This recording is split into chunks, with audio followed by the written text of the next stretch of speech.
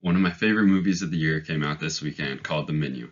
I got to see an early showing of it on Wednesday, the day before it actually came out, in a pretty packed theater, and it was definitely worth going to see, and it was definitely made better by seeing it with the crowd. So here's my review of The Menu.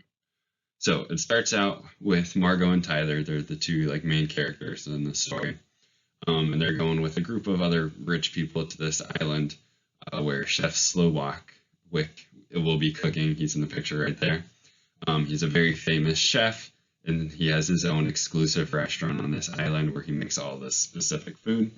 But even from the start of the movie, they're kind of building this tension up as they move further along and get closer to the restaurant. Things don't seem just quite right, and like they should be. And so once you get into the restaurant, it's really when the tensions start to be raised, and it slowly starts to come clear to the people there that it's not just a regular restaurant experience. There's going to be something much deeper going on here. And so Chef Slowak's got something planned, and each meal that comes out kind of has its own special story, and none of them are very good stories. They kind of start out like they might sound sweet or peaceful, and then they take like a dark turn. And so it was interesting to see that. And then he slowly makes his intentions clear that he brought everybody there, and that he was going to kill them all, and that everyone was going to die at the end of the meal. And it's kind of like Saw, where he's got these people there, and he's kind of got dirt on all of them, and so he has a reason why he brought them there to kill them all. And there's lots of different groups of them, and they kind of represent the seven deadly sins. Not quite exactly, but it's pretty close to that. So one of the big problems was with excess. They all paid $1,200 to go there. And here's a picture of one of the meals that they had. And so it's a rock from the island with some leaves they found around that were growing in the ocean, and there's a thing of saltwater ice on top, and that melts throughout while you're eating it, and so it adds some salty flavor to it. But it's basically not even real food.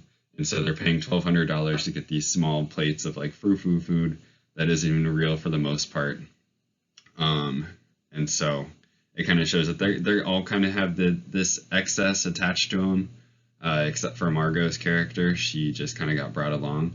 But everybody else there has a lot of money, and they're kind of spending it flimsily and without a lot of good purpose behind it.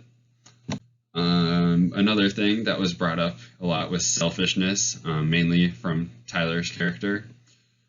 He basically only cared about himself. He was told before they went that everyone there was going to die, and he decided to bring someone with him anyways, and he didn't tell anybody before they got on the boat.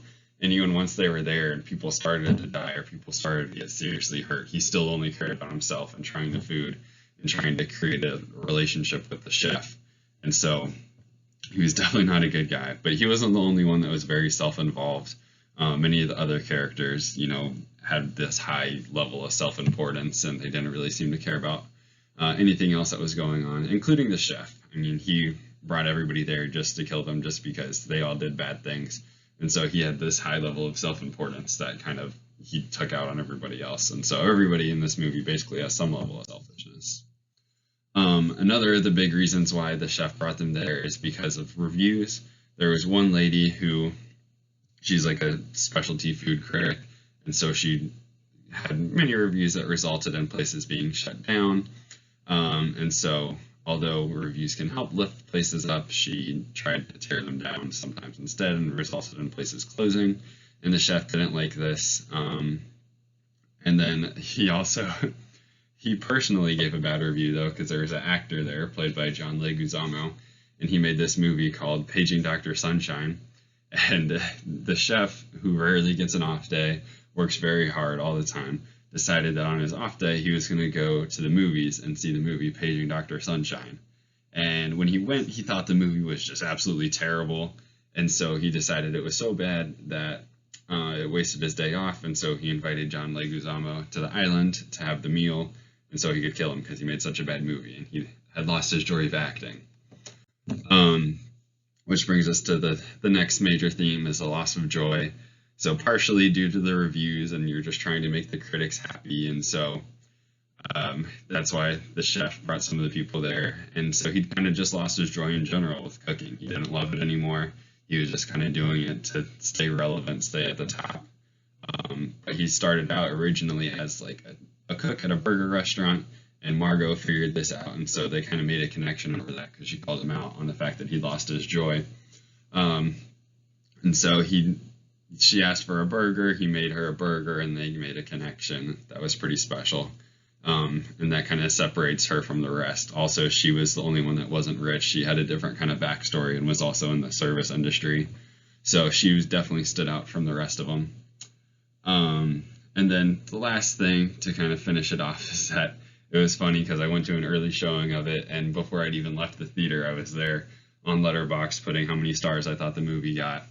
And so it kind of felt like when I went to see Terrifier 2, and it was getting to like one of the climax scenes where there was the clown was in the Terrifier ride, and then all the lights went out and the screen went black, and it was like, oh, I feel like I'm about to become a part of this movie, and the clown's going to pop out. And so I was there, and the movie ended. I pulled my phone out, and I was like immediately reviewing it, and I was like, oh, I'm not even taking the lesson away that they were trying to share, which is that, you know, reviewing takes the joy out of it. It kind of lessens the art and makes it more about like a pass fail culture kind of thing. And so I thought that was kind of funny that I kind of failed to listen to what they were trying to say. But I give 4 stars. It was a great movie, top 10 of the year. Really fun, a lot of good comedic notes, and it was great to see with an audience that was also laughing with it.